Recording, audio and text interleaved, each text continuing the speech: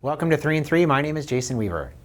Today we're going to be talking about rate hike cycles, bonds in rising rates, and stocks in rising rates. So rate hike cycles. The Fed is set to raise interest rates the first time since 2018.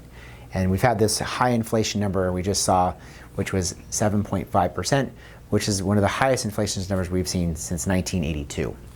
And the market has currently priced in 6 rate hikes, and that's starting from 3 rate hikes at about December timeframe of last year. So we've significantly increased the amount of rate hikes we're expecting. The main worry for economists is the rate at which rates will go up. It's not that rates are going up, because we're potentially thinking that may hurt demand into the future. So as you look at previous rate hike cycles, looking back to 2004, that was a pretty dramatic increase in interest rates, and it actually led to pretty significant drawdown on the other side as the economy actually blundered.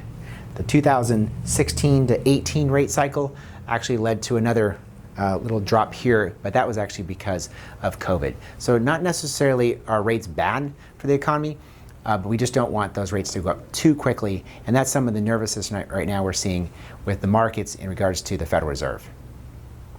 So bonds and rising rates. So market interest rates and bond prices typically move in different directions. So let's take a 10-year bond that's $1,000, and let's say that bond is paying 3%. Well, if the new market rate is actually 4%, that bond actually would fall to $925. So if you wait till the end of that duration, you're going to get your $1,000 back. But in the interim, you're going to have a lower bond price. And the price dip in bonds is because, of course, the new issuance of bonds has a higher yield, whereas yours has a lower yield. And the longer bond's duration, the more sensitive it is to these actual rate increases and decreases. So what you're looking at here is the zero coupon yield of a 1-year duration in 2020, which was 0.19%. And today, that same actual zero coupon is 0.92. That's actually been an improvement of 73 basis points of yield, which is good for bond investors who have a very short duration bond. Now, if rates were to fall 50 basis points, so 0.5%, you would still make that 0.92% because your duration is so short. And of course, if rates stayed the same, or if rates actually were to rise, again, you'd still make that 0.92%. But if you look at the same scenario on a 6-year bond, where you've got, again, it's starting at 0.55, it's now at 1.77%, you've had an improvement of 1.22%. If rates were to fall, you're going to see a 4.56% return over the length of that 6 years.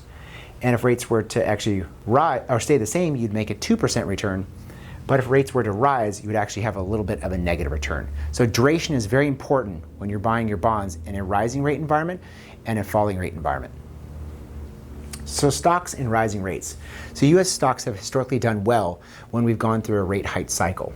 A growing economy tends to support, again, the Fed raising interest rates.